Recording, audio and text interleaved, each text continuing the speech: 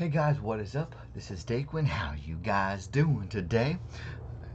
Okay, hi. Today we are gonna be we're gonna be playing something. No, we're not playing anything today. We are gonna be creating something today. Um, let's see. I should have the PDF open. Yes, I do. Yeah, there it is. Yay! Because reasons. Um, yeah, today in my character create show. Today we are going to be creating, I think, a Warforged today, because today we had, let me double check the live thing. Yeah. Oh, wait, we want to make sure that's all the way down here. Okay, there we go. Oh, someone is here. Hold on a moment, if you will, please.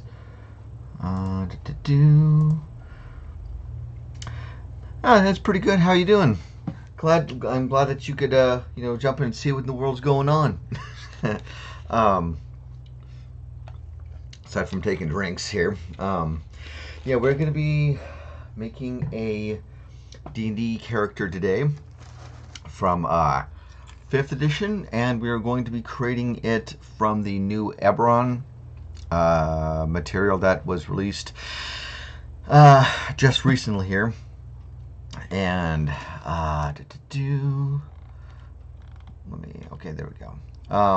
So basically, recently the Eberron, oops, wait, that's something different. There we go. There was this the Wayfarer's Guide. Hi. There was the Wayfarer's Guide to Eberron that was released here recently on DM's Guild. And I've been wanting to make a Warforged character for quite some time, but just recently saw that the Warforged was going to be in the Eberron stuff. So I was thinking, if this is going to be a more official deal, might as well do it. So yeah. So what we're going to do is we're going to do that. Now you don't have to sit there and lean over like this. Let's see. So we are going to be making this Warforged guy here. Let me move this over here. Do that. Yeah. Since it's already here, anyone who wants to check out Journey into the Feywild, you can take a look at that. I'm on the DM's Guild as well, under the name of Death by Mage. He's a good guy. Go check him out and go check this out. Anyway. Yeah, we're going to be making a Warforged. I have kind of a general idea, very general idea in terms of maybe the physicality, perhaps, but that's about all I've been able to really think of. I don't know what kind of race, well, we know what race he's going to be, but I don't know what kind of class we're going to make him, or anything like that. We're just going to go off the seat of our pants here in this case. So what we're going to do, let me grab, I guess we won't be needing, I guess we will potentially need the players, yeah, we will need the player's handbook, won't we? But let's see, I'm trying to think. Volo, I don't think we're going to need anything from Volo, because that's more race stuff in there, I believe. Just checking to make sure there's no other potential options for monster races, bestiary, sort of beast, non-player characters. Yeah, so we will not be needing Volus today. And that's always a plus right there. One less book to have to worry about focusing on. But Xanathar will be a potential book here that we will be potentially using here. Excuse me. That we do have some extra options for Barbarian, Bard, Cleric, Druid, Fighter, Monk, and basically all 12. So why am I thinking races? Classes. And yeah. So I guess first and foremost, before we even consider that, let me, don't slide down. Okay.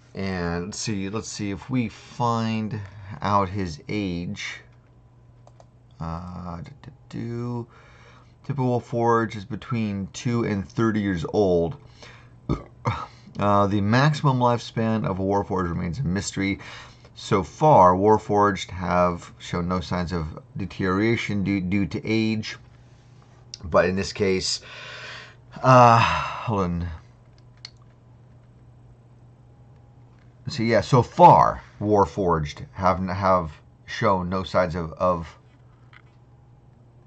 deterioration. But I think in this case, this guy probably will. This guy might be potentially like a first, like a first generation kind of Warforged, or or just something that was made like a long time ago. And I'm thinking, he could, if it says that the potential, see, the maximum lifespan of Warforged remains a mystery. Okay, so probably on average they live to be about 30, but in this case, I want this guy to be old, so I think we're gonna probably make him somewhere closer to like maybe 100, maybe something like that, so that something that that definitely will show some level of age, or that even if it's not, even like in most circumstances, even if it wasn't physical obvious signs of age,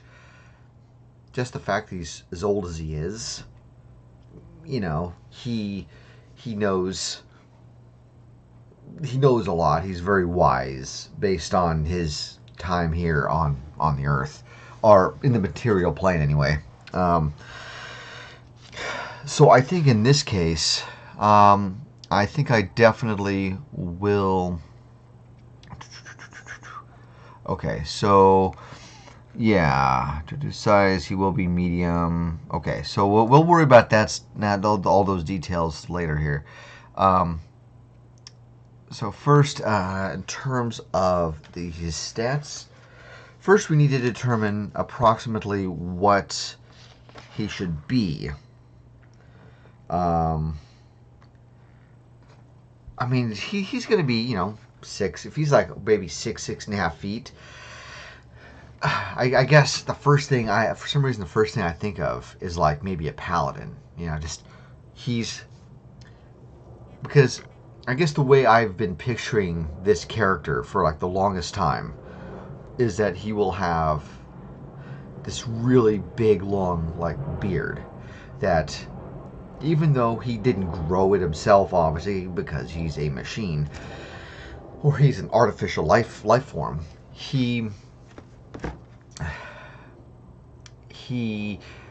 I feel like in order to show his age after a set amount of time, he probably would have all these, like, he would start attaching, and start altering, his physicalness, to where he has all these, like, like those, instead of a big, long, bushy, natural-looking beard, we're talking something more along the lines of, like, these thicker strands, almost dreadlocky, type locks of beard hair. And I'm just trying to think, like, and even though that may have really nothing to do specifically with his class, I'm just trying to find a good fit maybe for his look as well. He's old, he's seen a lot of shit, so I don't know.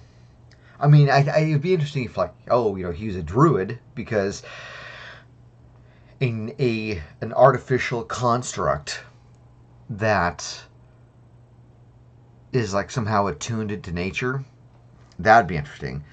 And we'll see, he has the Circle of Dreams, or the Circle of the Shepherd. Assuming that, I have not actually picked druid in this case, but I'm just trying to think what would be a good, if I were to make him a druid. Let's go there to page 21. All right.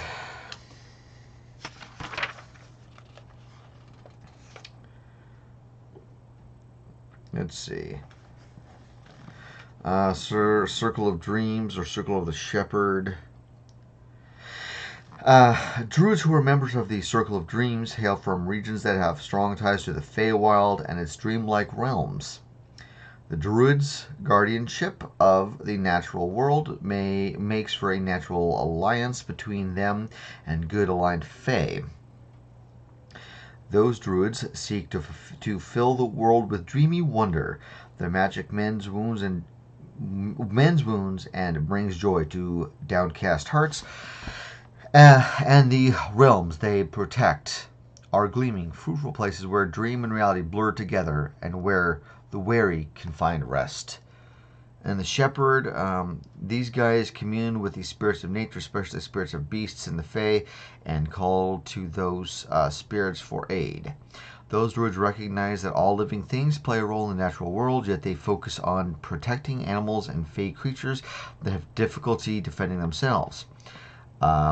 Shepherds, as they are known, see such creatures as their charges.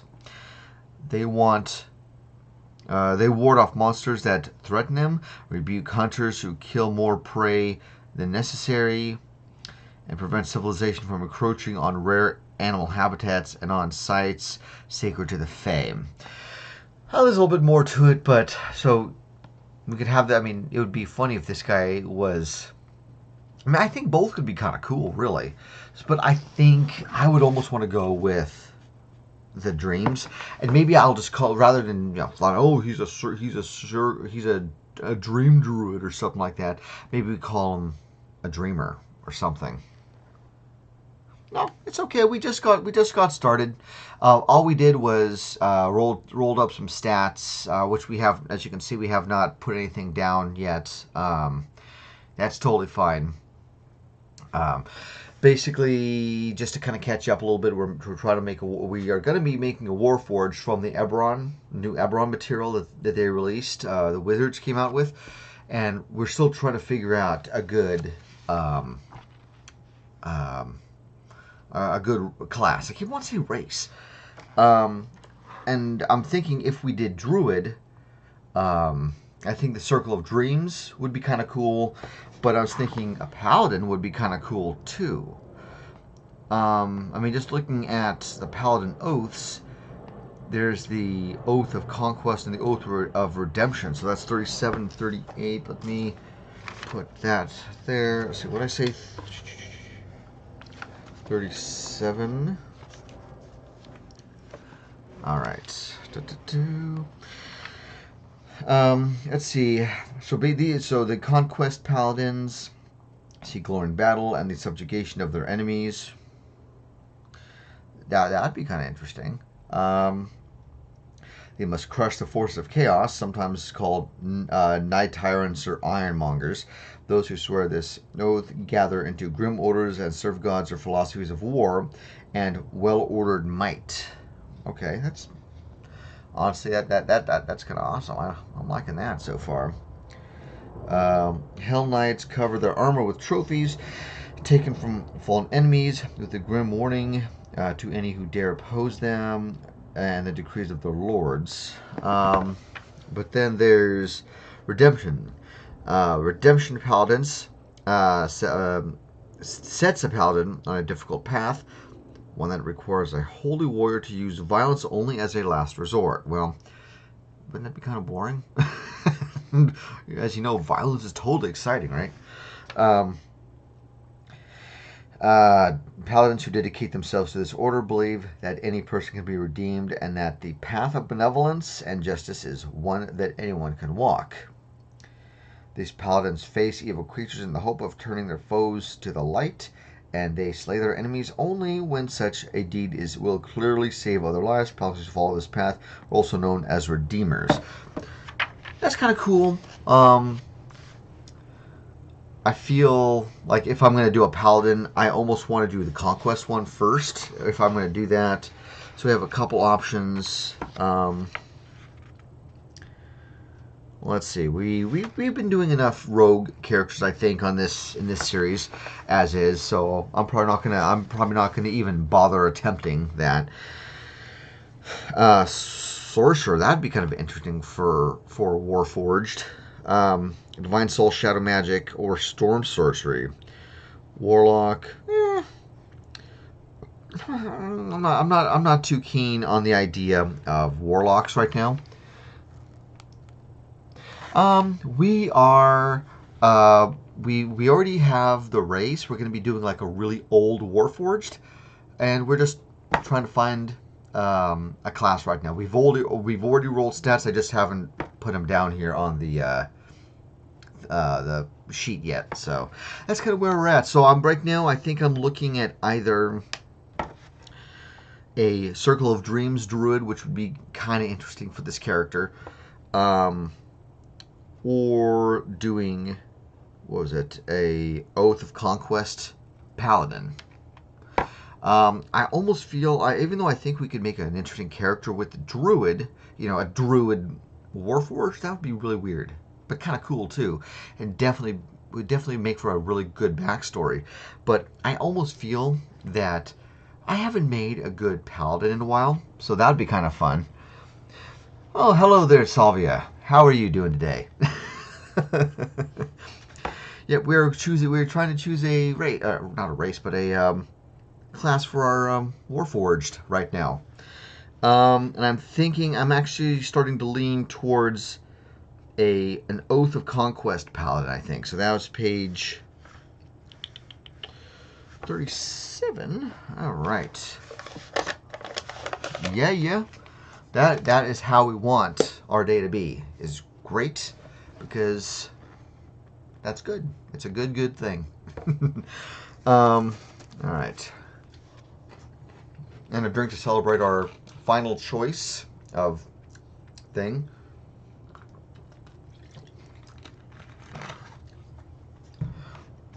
Yeah. That's right. This is gonna be fun. I've never gotten to make a paladin from Xanathar yet. That's gonna be really fun.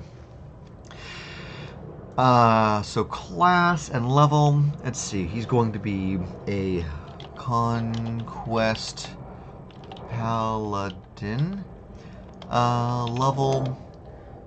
Yeah, they are. They really are awesome. I do like them a lot. They're a really good mix of like healing, magic, and being able to just kick the crap out of people. I love that. That's really awesome. But okay, at the very least, we can say he's going to be a level 3, because anything less than that is boring. I'm putting it out there right now. What's the stats we rolled? We rolled an 11, 16, 12, 9, 16, and another 9. So we have a couple of really good stats, a couple of not so good stats, and just a couple fairly mediocre stats. So he's going to be fairly well balanced, I think. Let me look at something in the player's manual. Yeah, I know, very much so. Okay. So I'm just looking here real quick. So, like in the case for a paladin, they're saying that if we're looking at the quick build version anyway, we're looking at strength, first strength, and then charisma for stats. But we are going to. That's just a good way to determine where we should put these stats.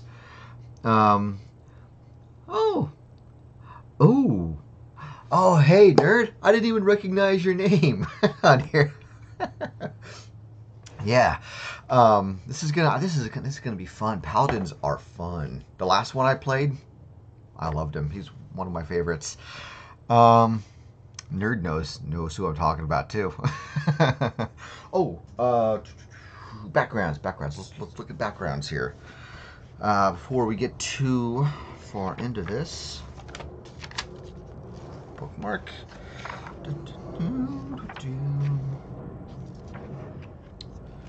Feats. Oh, there we are. let's see. So if this guy's kind of a more of a war-y, conquesty kind of paladin, I'm trying to think what would be a good background for this fella. Let's see. There's acolyte. I mean I think acolyte is a potential. It's definitely a potential. We are using both the handbook and Xanathar's Guide to Everything. Because the Xanathar is where we're getting the Oath of Conquest line for the Paladin. So, really, there we go. That'd be, yeah. I mean, that would be, yeah. I mean, an urchin. Let me look at let me look at that real quick. That might be. I think that'd be an interesting background for a story for him. I think. Oh, there it is.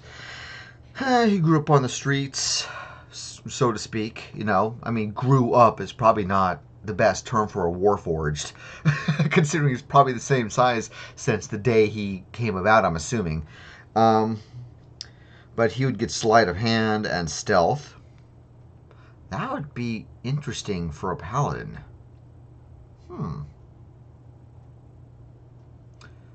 Interesting. And he would have proficiencies in disguise, kit, and thieves tools. So that would be interesting. That'd be okay. I'm kind of liking that idea. I'm liking that. Okay. No, hell with it. We're gonna do it. We're doing it live. So for right now, okay, hold on. Let me go over here and do that real quick so we can see what it is we need to see.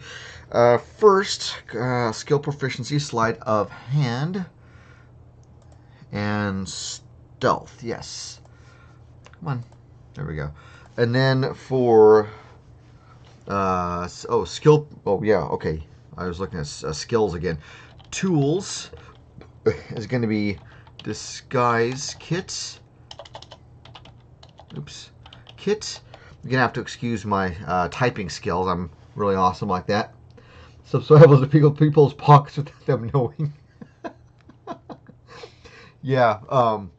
And he's really big on like giving out pamphlets and stuff. That'd be fun.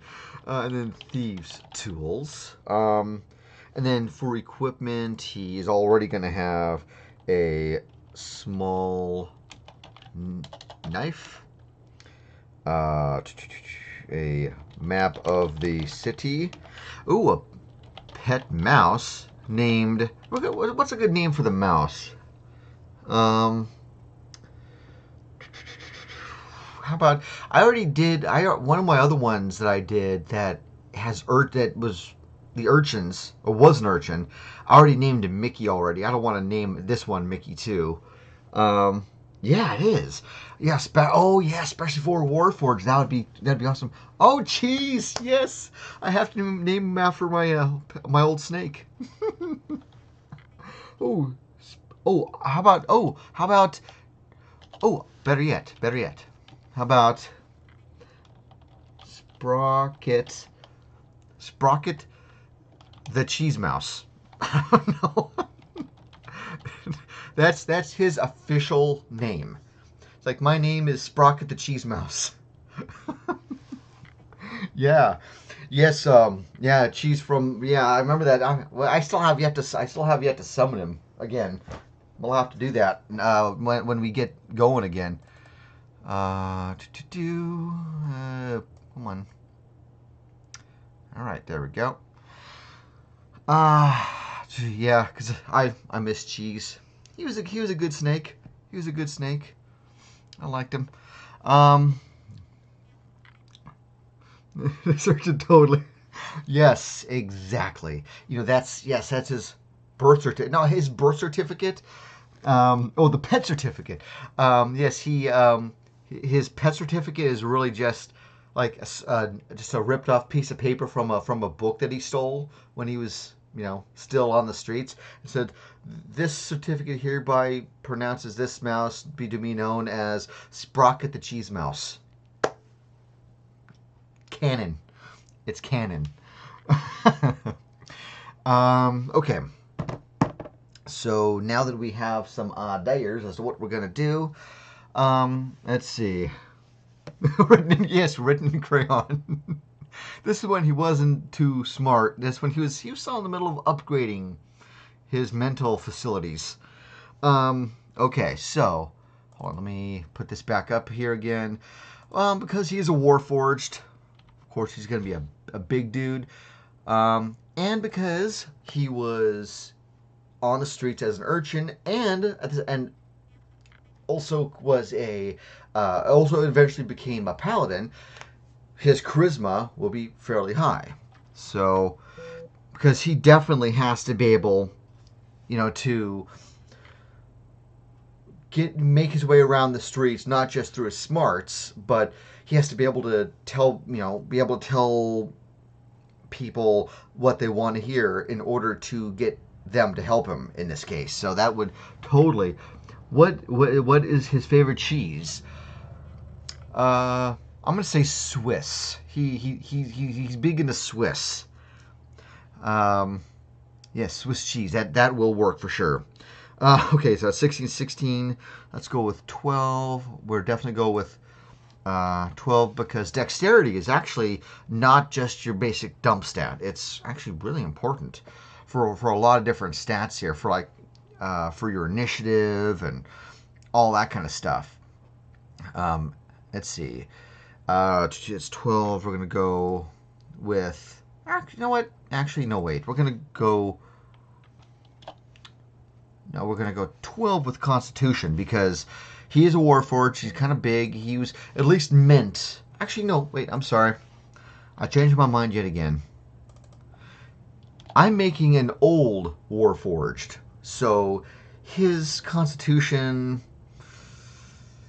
is not going to be super great. I don't want it to be one of the 9s, but I don't want it. I don't want it to be the greatest, even though I do from like a min-max standpoint. I really wish I could make his Constitution higher, but I think for the sense of storytelling and character development, this might work. Okay, so we did strength, intelligence. So, again, he never had any real official schooling or anything like that, except for, his online paladin courses that he took. So that's going to be a 9. And, he's not the super wisest fella either. All right.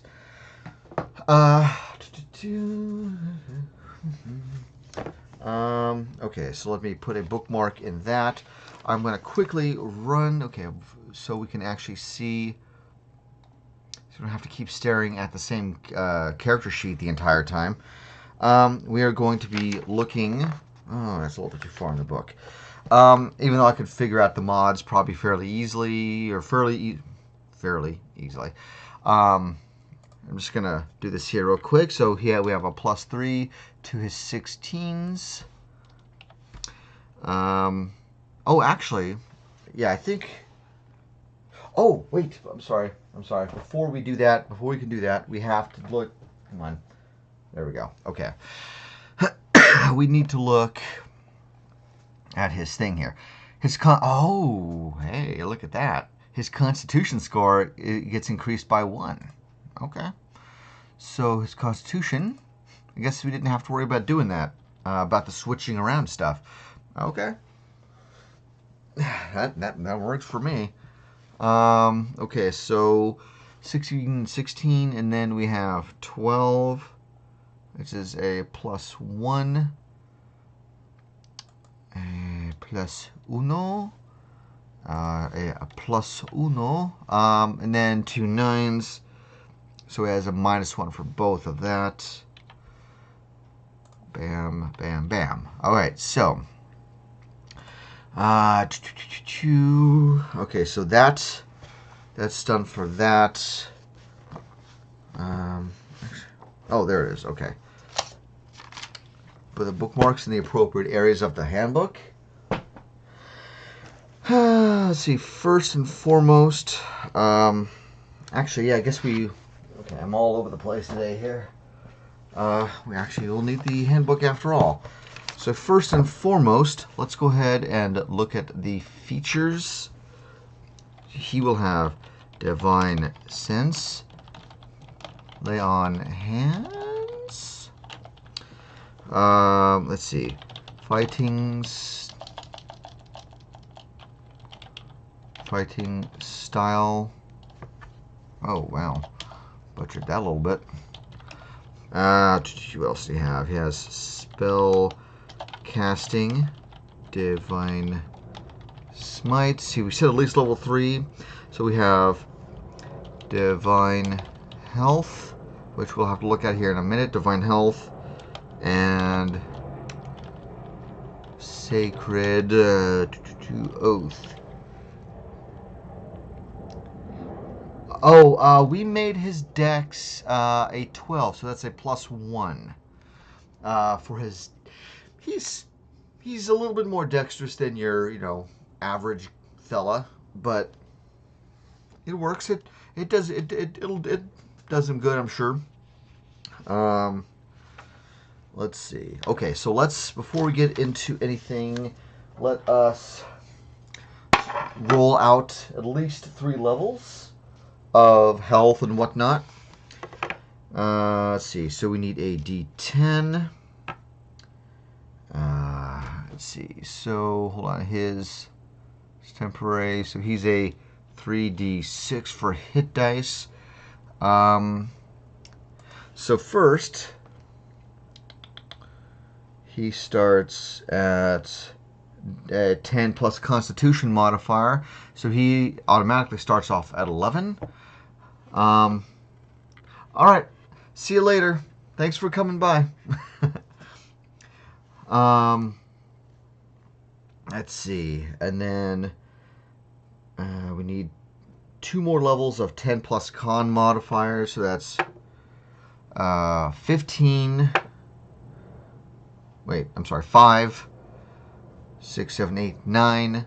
So we need 9 more. So he is at a solid 20. Not bad. Not bad. Okay. Let's see. So let's move the dice back over here. Alright, so for his proficiencies, his armor, he has all armor as well as shields. That'll be nice. And for weapons, he will have simple and martial weapons. There we go. Tools are none, but he will have the disguise kit and thieves kit from the urchin stuff. And skills to pay the bills. Let's see. 2 from either athletics, insight, intimidation, medicine, persuasion, and religion. I don't know if he's going to be the most athletic fella. He's kind of old now. Athletics is not really his strong suit at this point. So I'm going to say probably religion and intimidation, probably. Religion and intimidation. There we go. Because I mean, he's also the Oath of Conquest, so that's going to work out fine too. And then for his equipment, oops. Oh, I guess that'll work too. Okay. Let's see. He starts out with a martial weapon and a shield, or 2 martial weapons. Should he have a shield and a weapon, or should he have 2 martial weapons?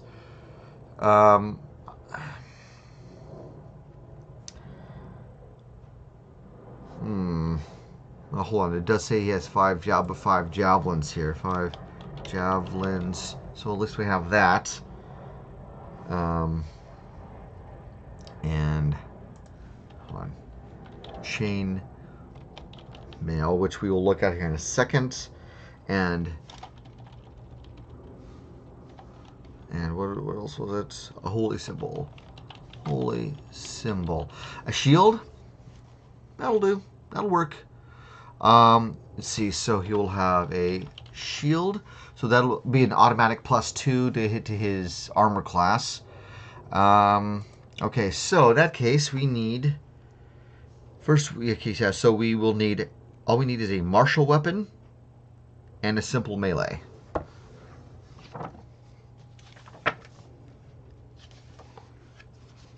Let's see, so if we can just locate equipment. There it is. So first of all, he has chain mail, so that's automatic 13 plus dex modifier, so that's 13, 14. And with a shield, that's 14, 15, 16. So he has a 16 total for his AC. Sweetness. Oh, his initiative is a +1. And I believe his speed is 30, but we can actually, let's check that out here now. Marking speed of 30. All right. So, okay, so he has a melee weapon.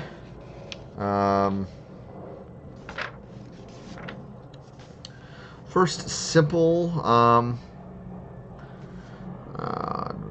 Let's see. Dare club, great club, hand axe, javelin, light hammer, mace. I mean, I feel like. Let's see. I feel like a mace would probably be a good weapon for a Warforged paladin.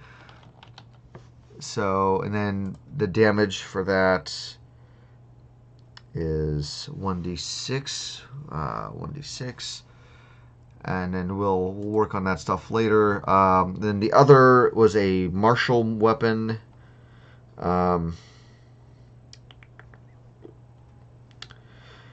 We have a simple, like, because the mace, yeah, is just single-handed. We need something else that's kind of big, but also one-handed too, I think, as well. But something that could double with both single-handed and double fisting, you know. Even though that sounds totally bad. Mace or hammer? Okay, yeah. At least you and I are on the same page in regards to the simple weapons. How about, I think a battle axe would be kind of cool because it is versatile, which means, for anyone who doesn't know, that means you can either swing it for 1d8 slashing, or you can grab it with both hands and do 1d10 damage, which is nice. So, great axe. I mean, unless there's something else here, like, I was going to say, oh, wait. Oh, well, I say, okay, I actually typed in battle axe. Hold on. I don't want great axe. Battle axe. There we go. Okay. And the battle axe does 1d8. 1d8. And we'll do 1d10. Let's see if double handing it. Let's see. There's that. Oh, javelins. We want to get the javelins here.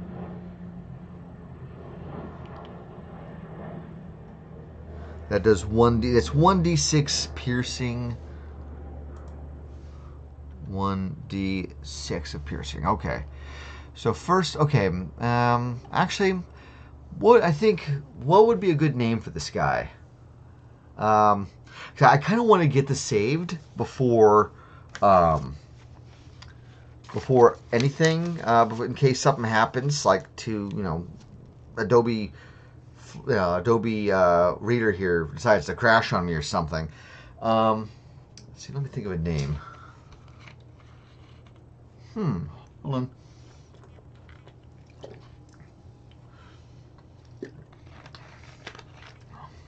Javier. Or is that? Am I pronouncing that somewhat okay? Or is it like something more Frenchy? You know, French like Javier or Javier or something like that. I mean, that would be interesting. All right, let's see. Yep, let's go with that. Javier. The world's first Warforged French guy, the French paladin. I love it. Let's see. Okay. Well, Javier or Javier, you know, whichever floats your boat too, you know, because again, I'm going to be letting people, you know, use this if they so choose to, so that's totally fine. It's totally cool. The might and the bold. I like that. Let's see. Oh, how about we could say Javier the. How about, yeah? I mean, that'd be interesting. Javier the Might. Just, I mean, that's where maybe he has a reputation. He has a reputation for being like, you know, like he's like the devil of the battlefield or something, you know, and you know, it's like, which is really ironic, just seeing that he is a paladin. Or like he, you know, he's the Michael of the battlefield or something like that. It'll work. That'll work just fine. Okay. Let's see. So we do not get, and then, yeah, extra attacks on level 5. Okay. So first and foremost, let's get. While I'm on here, let's look through each thing. Make sure. Okay. Well, lay on hands lets you do your paladin level times 5. So we'll level 3, so that's 5, 10, 15. So he can do lay on hands for up to 15 points. We'll say 15 HP for that. Let's see. Oh, fighting style. Okay, yeah, we definitely want to look at this stuff. Defense. While wearing your armor, you gain a +1 to your AC. Yeah, I mean, that could be good, especially, man, having him up to be a 17. I mean, it's not bad. I mean, I've seen better. I've seen paladins that have, like, you know, 18 or 19 or even 20. But then again, I am only wearing chainmail too. So maybe what I can do is after this, when we get to starting gold, if I have enough, maybe I can buy him something. I don't know. But, okay. Or dueling, when you are wielding a melee weapon in one hand and no other weapons, you gain a +2 to a +2 bonus to damage rolls with that weapon. That's cool, but if he's wearing a shield, I think, see, yeah, shield counts as armor. So dueling, I believe, would technically work. So that would be interesting. Great weapon fighting. When you roll a 1 or 2 on damage dice for an attack, you make with a melee weapon that you are wielding with 2 hands. Okay. You can re-roll the die and must use the new roll. The weapon must have a 2-handed or versatile property for you to gain this benefit. Maybe not. Protection. When a creature you see attacks a target other than you that is within 5 feet of you, you can use your reaction to impose disadvantage on the attack roll. You must be wielding a shield. Now that does seem like it would probably work a little bit better. So I'm thinking either defense, or either defense, dueling, or protection. Oh my gosh. The choices, man, the choices. Excuse me. Let's see. Defense. Okay, yeah. You know, in some ways, I would that's definitely one of the top ones I would have picked, if anything. Let's see. So, yeah, in this case, fighting style is defense. And so he is technically wearing armor right now. So he's at 17. Okay, spell casting. Okay, before we start worrying about that, let's see. This is probably our good at defense. That's probably good. That's a good point. That is a good point. Okay, hold on. Let's look at before. Okay, let's look at the. I don't want to actually forget the number of spells and have to come back to this part. Um, let's see. When you choose a number of paladin spells equal to your charisma modifier plus half your paladin level. So half paladin is 1.5. That's rounded down to 1. So 1 plus 3, that's 4. So I can choose up to 4 spells right now. That's 4. So I'm just going to write that. I'm just going to go ahead and make a quick note of that for spells total, just as a note for myself. And then his spell save DC is 8 plus your proficiency bonus plus your charisma, so that's 8. Oh wait, I forgot. Yeah, his proficiency is a +2 at this point. So, okay, wait. His spell save DC 8, 9, 10, 11, 12, 13. So it's 13. And then his spell attack is charisma plus proficiency. So that's charisma was 3 plus proficiency. That's a 5. So he would have a +5 for when he's casting a spell at someone. So hold on here. Let me over here copy. We're gonna go save as. Go to desktop. Javier the Might. Oh man, I am thirsty. Whew. Yeah, I had a chicken patty for lunch today. Boy, it was a little saltier than I thought it was gonna be.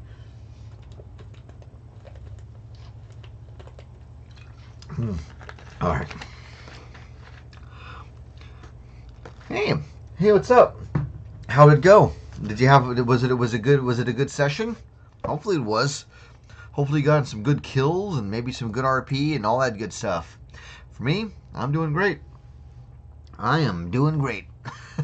We are well on our way to making Javier the Might a. Oh wait, I forgot to put in Warforged. And we forgot to put his background, which was an urchin.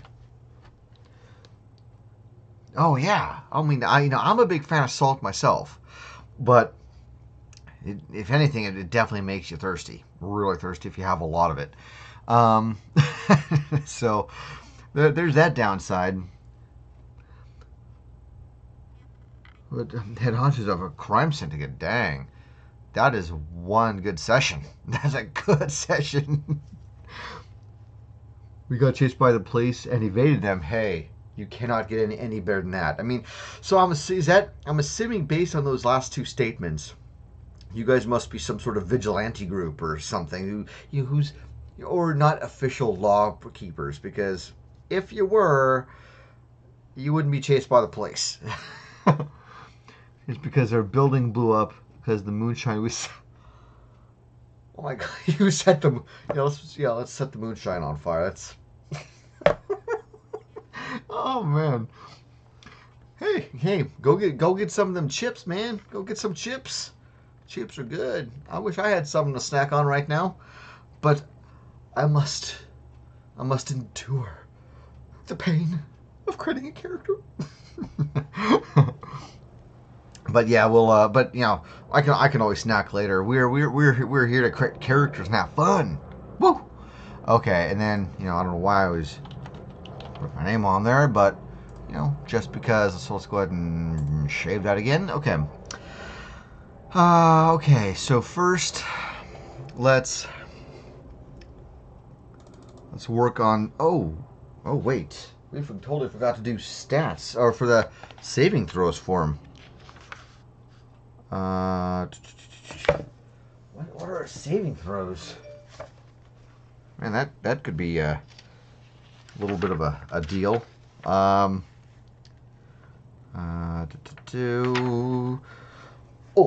that's okay. That's under his race. That's right. That's his racial thing. So let's if we do here, no. Oh, okay. Boy, I am all over the place today. Let's see. That's. Oops. Oh, okay. Weird. Weird. Ah. Totally. Okay, there we go. Warforged resilience. First, we'll say Warforged resilience. Saving throws are a little bit. I don't know. I'm having such a brain fart right now. I'm trying to. Okay, so it must be. I'm thinking it's a class thing. Let's see. Oh, say okay. Oh, wisdom and charisma. Oh my god, I was starting to question my my 5th edition knowledge here. It's like, where the hell do I find that crap? All right. Okay. Oh, that's right. That's what we're gonna do. We're gonna do. Let's max this out again. We're gonna do here. Okay, actually, let me move my book out of the way so it's a little bit easier for me to get to this. Don't slip off there. Okay. Things are slipping all over the place. Okay, first, let's go +1. Excuse me, +1. Wisdom, or I'm sorry, intelligence is a -1. Wisdom is a -1. And charisma is a +3. Okay, so strength. All right, so we're doing that. That's the only strength on the board. Okay, so dexterity. You see, let's go ahead and start pasting this stuff down here. Looking for dex. That should be a +3. Hey, thank you very much. I here. Hold on. I really appreciate that. Thank you very much. I'm definitely happy that I can help people and have something for them to enjoy. So it's really cool. Thank you very much. Woohoo! Yay! I don't know. I don't see what I got. Oh my god! I don't know what I got. Yes, Bree, Bree can suck it. Okay, so we did Dex. Let's see. We don't need Constitution, so we need Intelligence. Intelligence. Not really good on the Intelligence. So that'd be a, let's see, -1, 0, +1, +2. So no, wait. Oh, that'd be a +1. Okay. I have to learn how to math a little bit. Yes, deep. That. I mean, I guess in some ways it does, like, oh my god, what's a dweep? What's a deep? I don't know, man. Okay. It's all good. It's all good. The internet and typing. Believe me, I know all about the typos. I know all about that. Okay. Okay, we did intelligence, so let's do the wisdoms. Let's see. Wisdom, and wisdom. And then finally charisma. That's a +5. Wisdom. Okay, charisma. We're looking at charisma here. Oh, we didn't. Okay, what's plus? Let's say that's 1. So that's a +3. That's us being a cult who want to end the world. You know. Yeah. Oh, yeah. Did you hear about that? I don't know. I don't know if you heard about that, but like, what was it, in Australia or Japan or something? You know, somewhere there was this this blood moon, and some preacher was saying something about that this was the sign of the end of the world. What? Yes. Now I guess I'll have to look more here into specifically. Let's see. For the conquest fella here. I mean, what if he's so what? Oh, here's an idea. What if I know he's only level 3, but let's say in the small towns, small villages that he has visited, I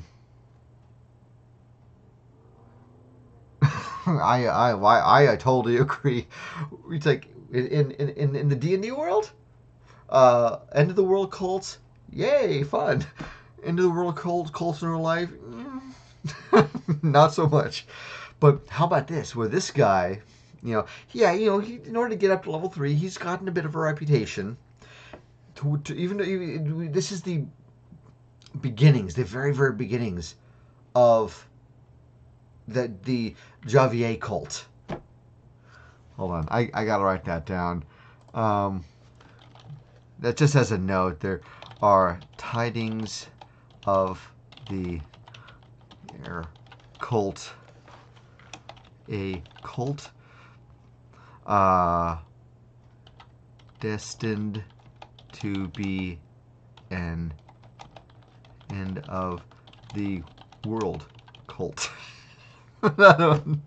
This is gonna be a dark character. I mean, he even though he's he's a paladin. He's not an oath breaker, which would make him evil. So he's a normal paladin. So at the very least, I'm gonna say for alignment, I don't normally like giving my characters much of an alignment, or if I do, I like giving them maybe like either chaotic or neutral ones.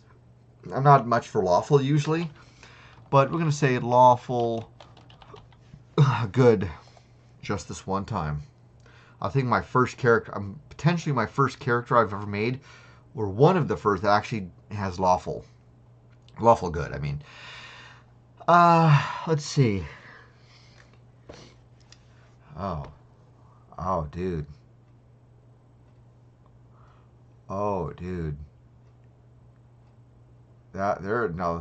Talk about twists.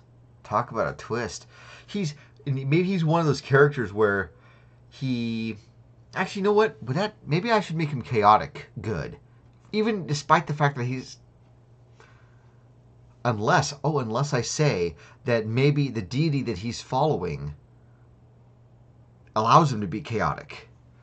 Hold on. Let's see. His deity is allowing him to be chaotic good. We are called who would want to end the world by ascending to godhood and create a new world from the ashes. Thoughts? A campaign. Let's see. You could a lawful evil. Well, yeah, but that's the lawful evil characters though are more oathbreaker though there, which means he really wouldn't be a paladin of conquest anymore. I mean, although that is definitely good. I mean, because I still feel that making him lawful good would be good, because that way, because in his own mind he is good, and maybe he is doing, but he is still generally doing good, but evil follows in his wake. Maybe. Yeah, I know, me too. Yeah, chaotic is always fun to do. Let's see. I mean, I guess, well, okay, first of all, as far as switching between the lawful evil and good, I mean, that could happen. I mean, I think that, I think right now that's a good idea, but I feel like anyone who uses this character, I think, should talk to the DM about that.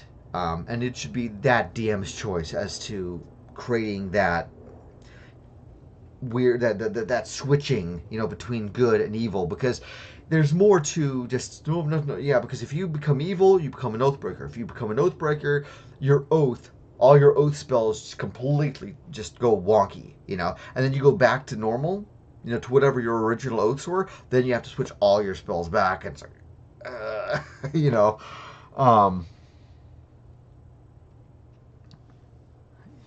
yes, lawful good to get rid of the evil. Man, oops. Okay, yeah. I mean, honestly, you know what? How about this? We can leave it up.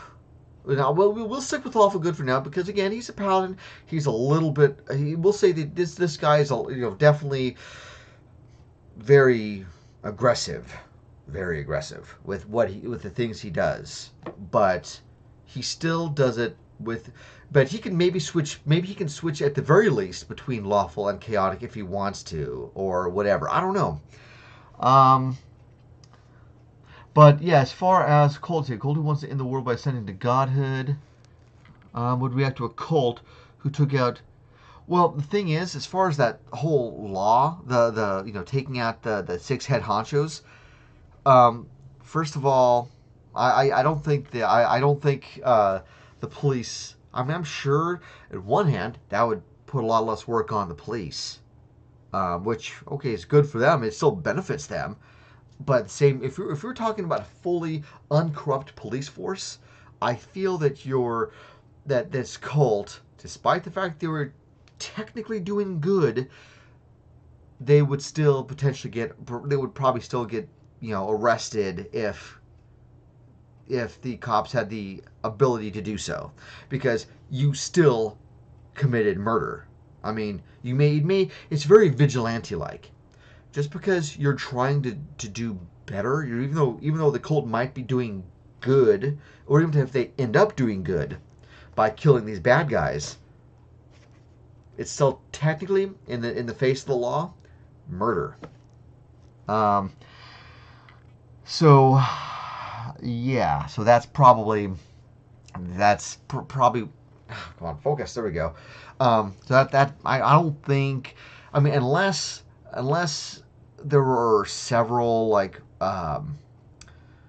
police, policemen in that group in the police department itself that allowed where they were corrupt or something, and they would just kind of turn a blind eye and not really say anything as far as like, oh, even though they know exactly who's doing these murders, they're going to turn a blind eye and play dumb basically. So yeah, there's that they would have to worry about. But yeah, I think in general, unless you're talking about a mostly, if not completely good, uncorrupt police force, they're going to get themselves arrested, probably regardless of the reason behind or how evil these henchmen were, or these honchos were. But still, if you might, but there still could be problems. But then again, that's probably a discussion for at least after we get this character completed. Just had burnt down the building they were in and stole their guns. Yeah, that could be. See, that would probably tie you in directly to these bad guys, so that would not look good from a law standpoint. So you really need to be careful. Either get rid of those guns or something. So because you guys are really painting yourselves in a corner here in terms of law and what's right. Okay, so back to the paladin here. Let's see. Okay, Alta Conquest. All right. Let's see. So what we are going to do. Oh, that's right. Oh, okay. One step at a time here. Okay, so we'll make note. Let's see. We'll say this is in the Wayfarer's Guide to Eberron. And then was there anything else? Oh, Sentry's Rest. When you take a long rest, you must spend at least 6 hours in an inactive, motionless state rather than sleeping. In this state, you appear inert, but it doesn't render you unconscious, and you can see in here as normal. Okay, so first, Sentry's Rest. Actually, we'll go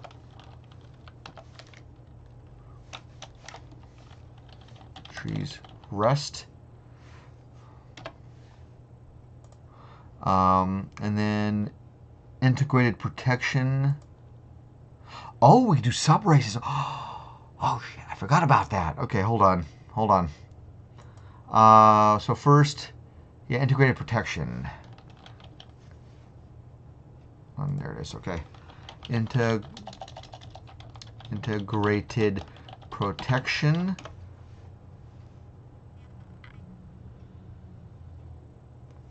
Yeah. Languages you can speak, read. Okay, so just comments. So we're gonna say for language is common, and then okay. Let's see, envoy. Juggernaut, Skirmisher. Oh, yeah, okay, hold on. Skirmisher, you were built to scout the edges of battle and outmaneuver your enemies. To me, this doesn't go with the character. So, Juggernaut, you're an imposing war machine built for close combat and raw might. That's what I'm talking about. You tower over your comrades. Juggernaut Warforged stand between 6 and 7 feet tall in height, can weigh up to 450 pounds. Okay, so ability score is increased by 2. That's 18, so that makes it a +4, which means we're going to have to do some adjustments there on the stats. Iron Fist. When you make an unarmed attack, actually, what's it called? Iron Fists. Hold on. Iron Fist. Interesting choice on the Juggernaut. Yeah, I mean, because that's the thing, because in his prime, you know, I mean, he's a paladin. He's also supposed to be really. I mean, for crying out loud, we gave him a great axe. You know, and I felt like, you know, this guy should be really big. Although I do like the idea of the Skirmisher. The envoy, you were designed with a certain specialization. Okay, you might be an assassin, a healer. I don't know. I feel like for a paladin or for a Warforged, if I'm going to do something like an envoy, I would make it like I would have made him like a cleric or a rogue or something, you know, for envoy, and potentially even same thing with the skirmisher in terms of the class. You know, I feel like that could, you know, since it dexterity increases by 2 and everything, I feel that's a little bit more rogue-like. So I feel like Juggernaut probably really fits the whole paladin role. Okay. See, and then powerful build. You count as one size larger when determining your carrying capacity. Okay, cool. Powerful build. Let's see. Powerful build. Build. Okay. So what we're gonna do? We're gonna do here. Then we're going to take this here and put this right there. And so anyone who's using this will know how to use this later. Let's see.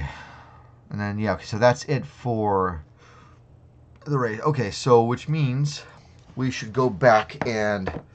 Okay, so strength, luckily, I don't think we're going to have to do too much. That's +4 to that. There's 1, so that's +4 to that. All right, so that's, that will work. All right, sweetness.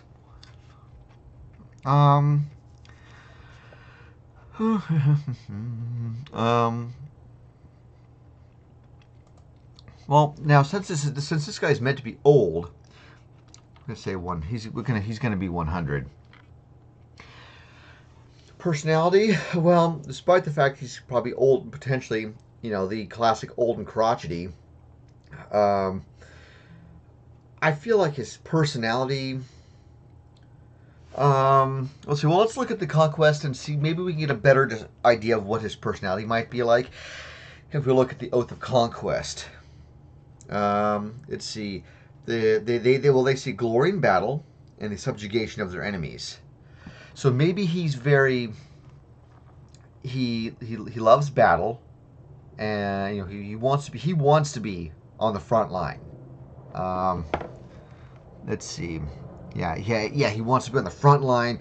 He wants to be able to do the ones where he's killing blows and just destroying bad guys and all the bad people and if he's not, he will subjugate you to the max here. He for anyone who's like I give up, especially if it's near the end of the battle, he will allow them to live.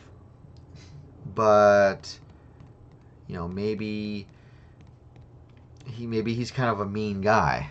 Hold on. Oops. Javier.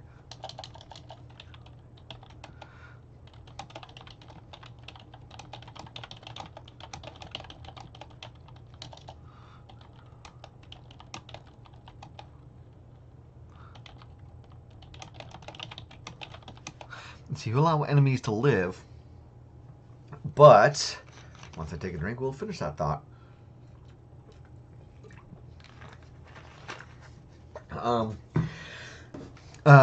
But we'll take them as either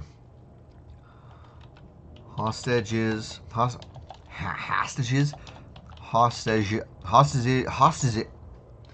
learn how to speak. Hostages for questioning.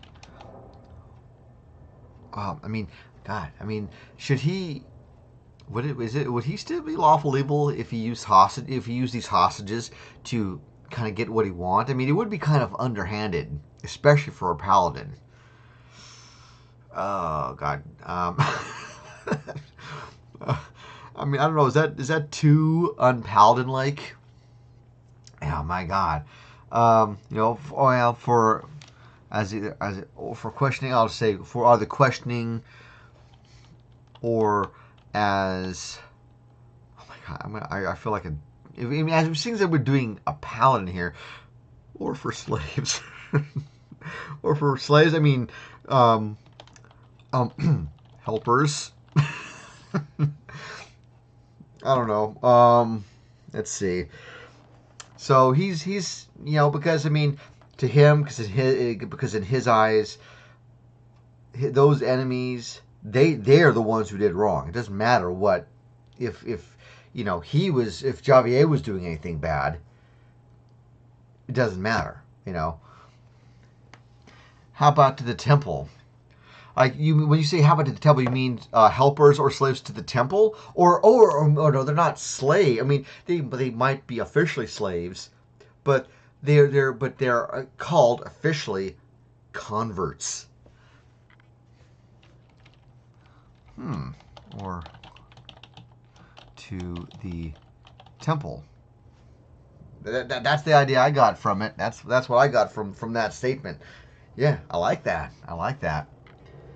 Hey, yeah. All right. Paladin. Okay, so we have from Xanathar.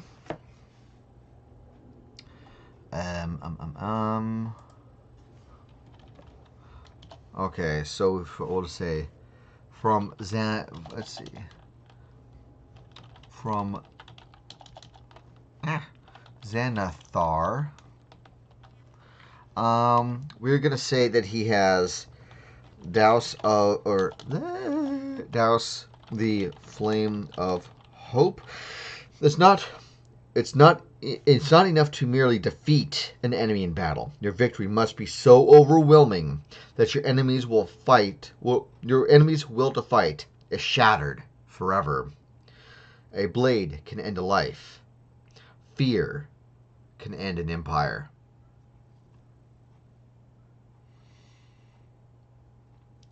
That's effing perfect right there. That's so perfect right there. That's almost perfect. Oh my gosh. Oh, that's so Javier, man. And then also, oh geez, rule with an iron fist. All right, which says once you have conquered, once you have conquered, tolerate no dissent. Oh, this is the tenets of conquest. Okay, once you have conquered, tolerate no dissent. No dissent. I'm sorry. Um, yeah, I know. Your word is law. Those who obey it shall be favored. Those who defy it shall be punished as an example to all who might follow. And then, actually, these I'm sorry, these are not actual features or anything. Oh my gosh. Okay, so I realized I didn't have to even write any of these down here. So actually, I will delete these just so we don't have all the extra stuff here. And finally, strength above all. You shall rule until a stronger one arises. Then you must grow mightier and meet the challenge, or fall to your own ruin. So yeah, the oath of conquest is literally that: conquest and rule and being the best best compared to everyone else. Wow, man, I didn't think this guy was going to be so mean. Okay, so let's see. So he has oath spell. So as a paladin feature, he has oath spells and channel divinity. He has his oath spells and channel divinity. Oh no, wait. Okay, I had divine smite. Divine smite and divine health. Oh, we also need to look at the health thing, the divine health thing too. Hold on, let me look at that real quick, because again, I'm all over the place here. But level 3, the divine magic flows through you, making you immune to disease. Okay, I thought for some reason that meant that. Yeah. Anyway, that like somehow he was going to somehow increase his HP. All right, so. So at third level, he has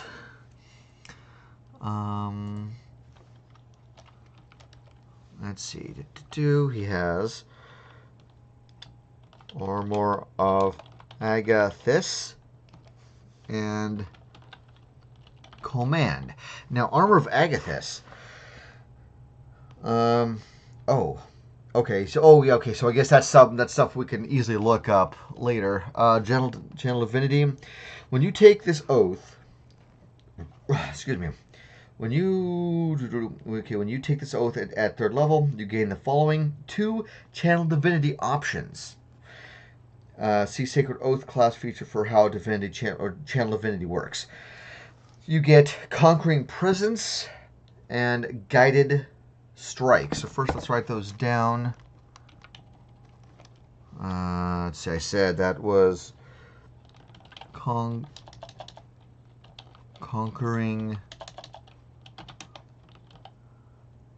Presence and Guided Strike. So what those do, Conquering Presence says you use your channel divinity to exude a terrifying presence. As an action, you force each creature of your choice that you can see within 30 feet of you to make a wisdom saving throw. On a failed save, a creature becomes frightened of you for 1 minute. The frightened creature can repeat this saving throw at the end of each of its turns, ending the effect on itself on success. And Guided Strike. You can use your channel divinity to strike with supernatural accuracy. That's nice. When you make an attack roll, you can use your channel divinity to gain a plus 10 bonus to your roll. Holy God. That's crazy. You make this choice after you see the roll. Okay, you make this choice after you see the roll, but before the DM says whether the attack hits or misses. But so anyway, yeah. This is basically, so that's all we can do for that. All right. So yeah. Okay. So I forget if there were. Yeah, there are spells here. Let's look for some nice new awesome spells around here. Wait a minute. Dread Helm. That's creepy. I was sitting there thinking of the Dread Armor from 3.5. Thinking, my God. Or no, that was from the Book of Vile Darkness. Where they had the armor, the Dread Emperor's armor. Not okay. Not okay, probably for most people. Unless you want to be an a-hole. Okay. Let's see. Spells. Like going into the spells. So we are there any? Yes, there are paladin spells. Okay, so first, let me take a quick look at 4 spells, 3rd level. So we can we have 3 spell slots.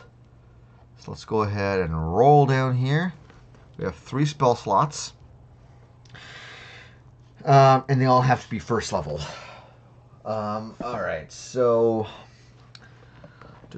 so we have ceremony. What does that do?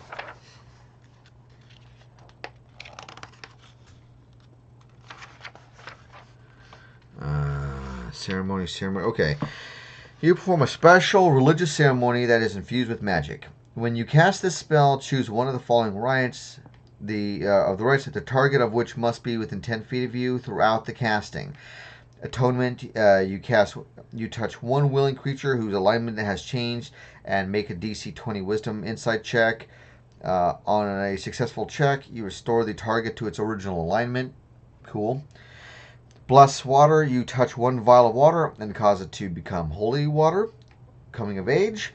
You touch one humanoid who is a young adult for the next 24 hours. Whenever the target is making an ability check, it can roll a d4 and add the number rolled to the ability check. A creature can benefit from this right only once.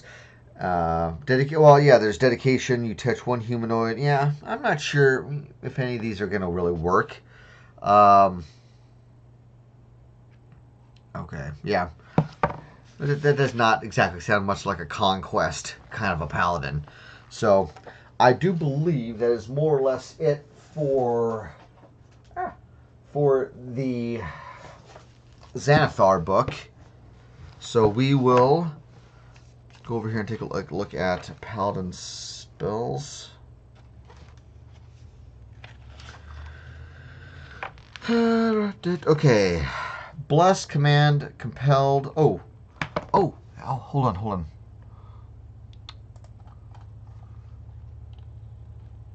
Armor of Agathis. Okay. Hold on. Oh, come on. There we go. So we'll have to at least type that one out again. We're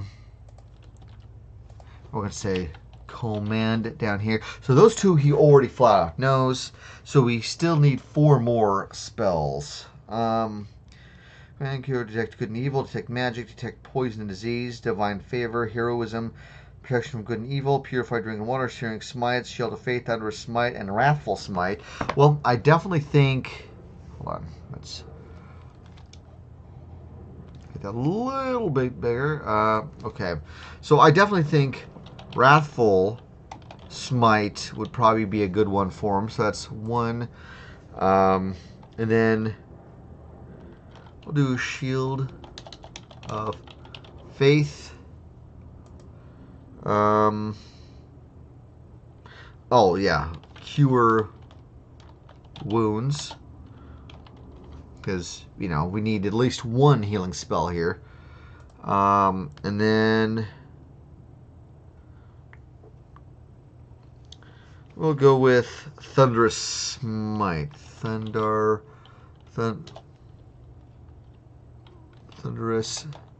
smite.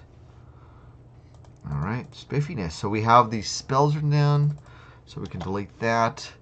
First, let's get this bad boy saved. All right.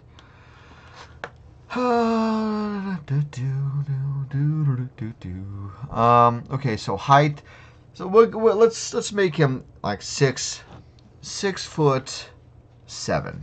at least. Weight, he's going to be 450 pounds. His eyes are just a very deep, dark red because, conquest. Skin, I'm going to say, well, maybe what would be a good color of his of skin?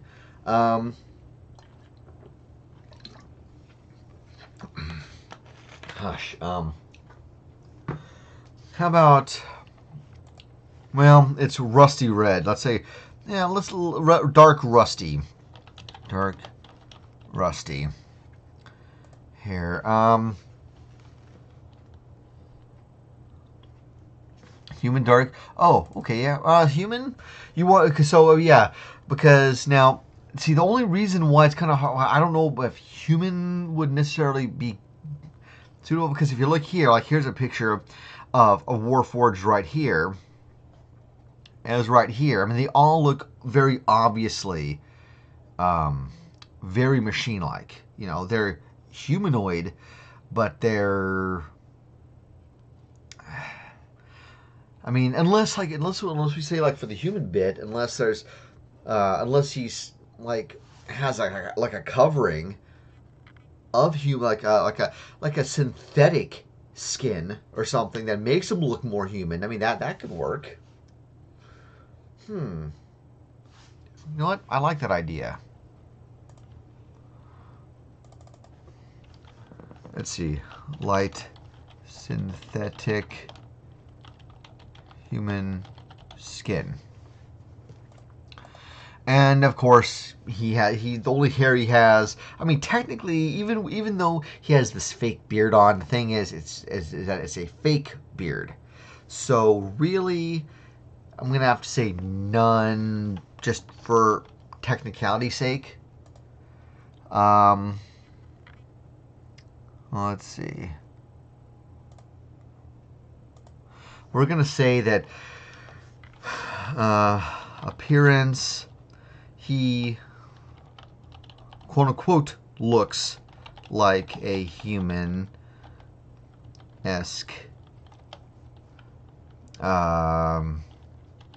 creature with his synthetic skin.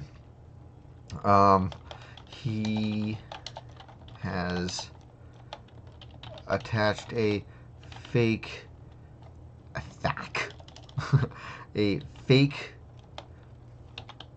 beard to show off his age, but in his years he has begun falling apart. Who knows when he will actually fall. Yeah, let's say fall apart, even though I just said that in the last sentence. Oh, completely. All right. So there's that. Come on, just to make it feel more complete. Oops. The might.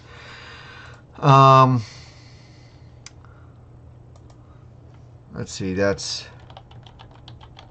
Paladin and his spellcasting ability. Let's go look here. I forgot what Paladin's spellcasting ability is. I mean, I'm thinking, I don't know if it's charisma.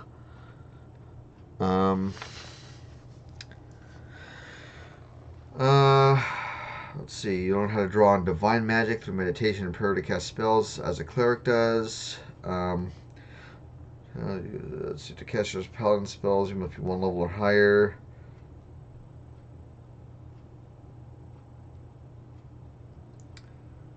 Oh, charisma. Yeah, charisma is the spellcasting ability. Okay.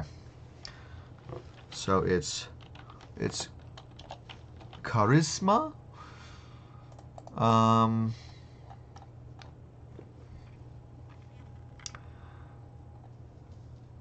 Oh. Okay. So maybe all right. So yeah. Before we get into the personality, the traits, the ideals, bonds, and flaws, we are going to do Demarge type or hold on. All right. Yeah, we are going to try to pull off. Go back to the equipment. Okay. Wow. Almost right there. Oh, I guess we didn't need to do that. Oh. Okay. Hold on. 1d6. I forgot that. Yeah, I put them in the wrong spot here. 1d8. 8. All right. See you later, man. Thanks for joining. Sorry about your internet.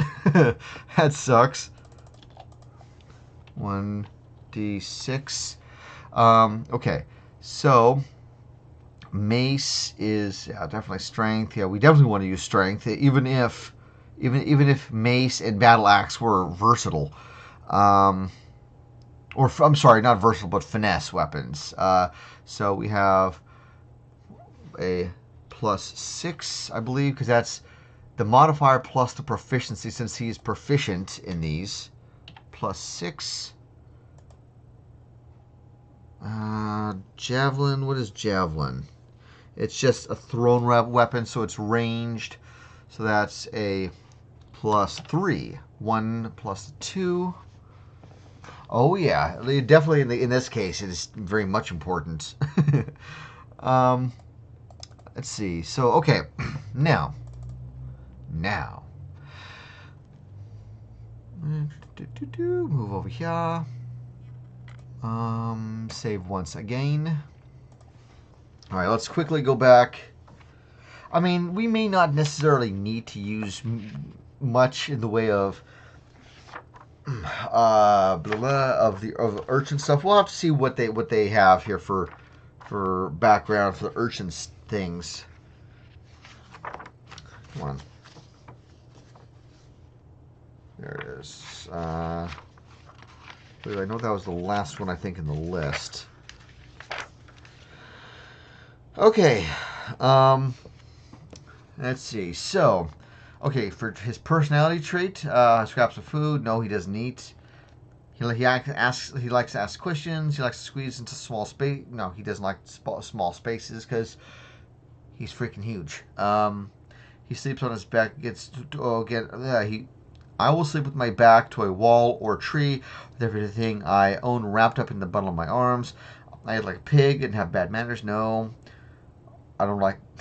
I don't like to bathe.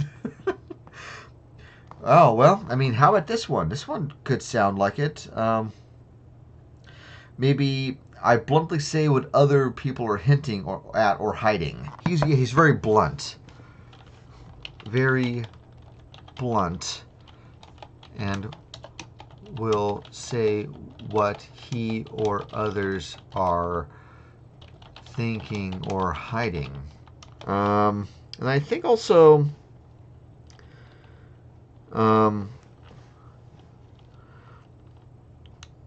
yeah, that'll be good. Ideals.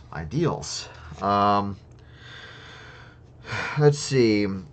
Okay, I think based on what we talked about before about trying to change things to a sense of lawlessness or law. What was it? What did we say? Lawlessness or lawfulness? But definitely change.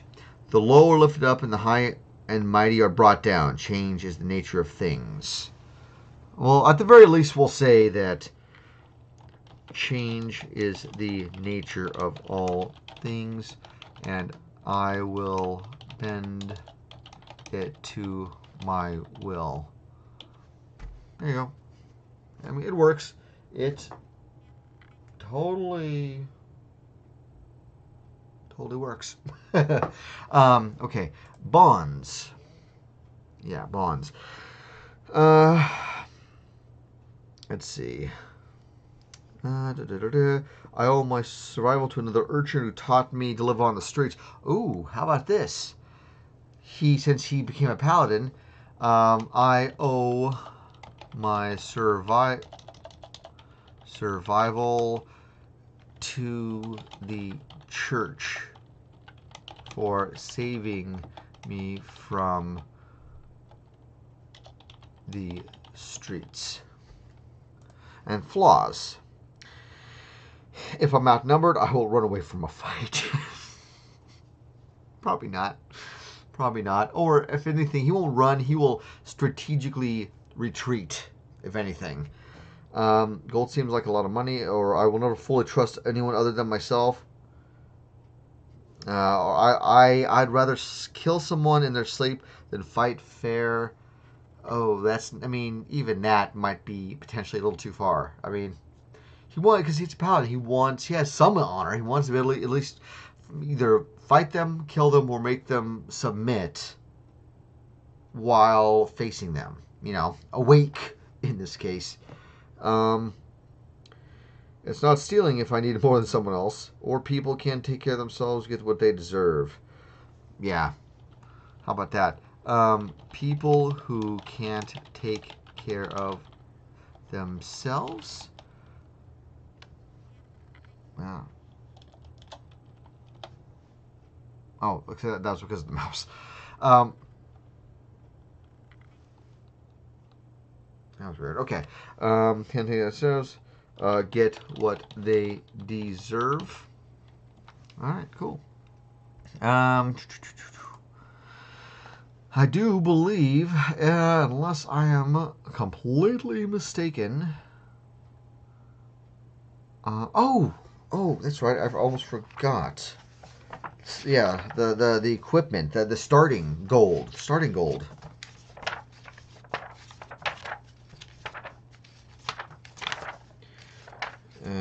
Come on. Where is it? Come on. Oops.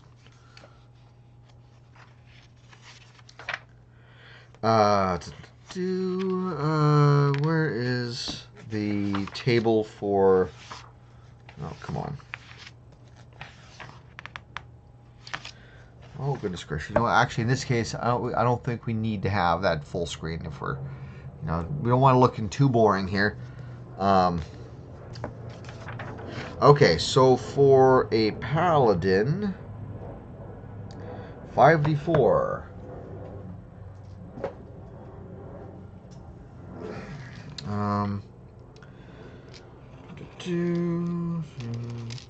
Two, 3, and 4. 3, 4, 5, 6, 7, 8, 9, 10, 11, 12. And that was 12. 12 times 10. It's 120. 120. Oh my goodness. Oh, okay. Hold on. There's something I think I forgot. I think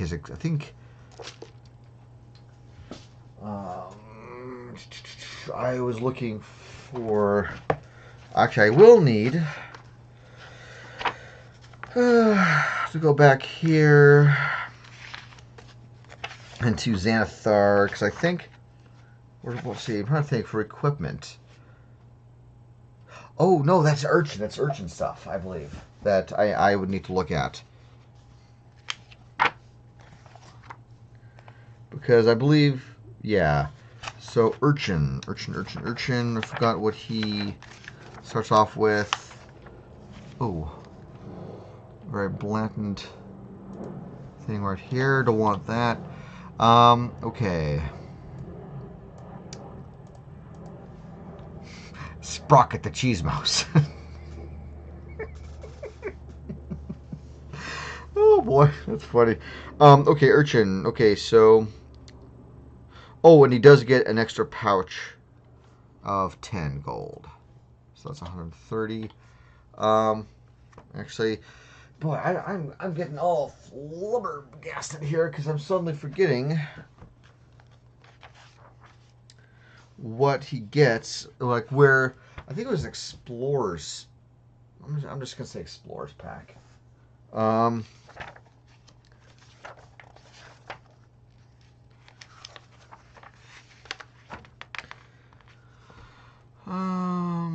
Okay, so Explorers pack, which gets backpack, bedroll, mess kit, tinder box, 10 days of rations. Let's see. And a water skin and 50-foot hemp rope. Sweetness. All right, so let's take one last gander here, make sure we got everything. Because once we do, I think we're about done. That's passive wisdom, perception. That's just okay. So that's gonna be a 9 because that is 10 plus your, I think, wisdom modifier, and if you have if you have advantage on your perception, or not advantage, but you know what I mean. I suddenly can't think of the damn word. But if you had your thing right there, yeah, you would get the extra thing. What equipment does Cheese get? Well, that's a good question. As far as the mouse is concerned itself,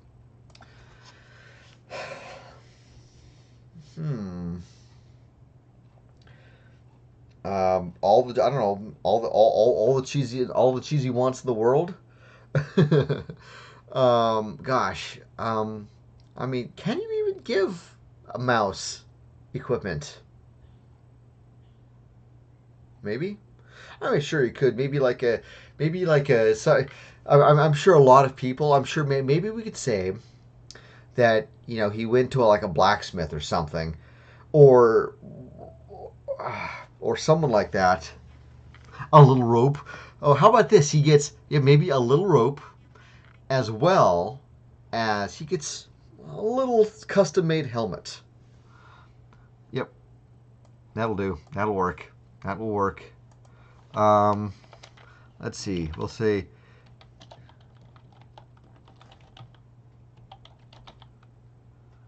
it is a tiny rope and a tiny helmet and a tiny dagger.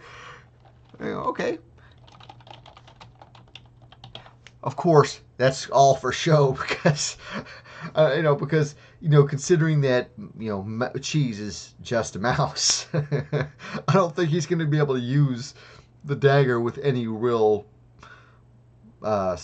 skill. It's more for show. It's definitely more for show. But yeah, I do think I think that might be it. Let's do one more save. And yeah, I feel like I think what I'm thinking here is that, as usual with all my other characters, I'm after the stream in the VOD section.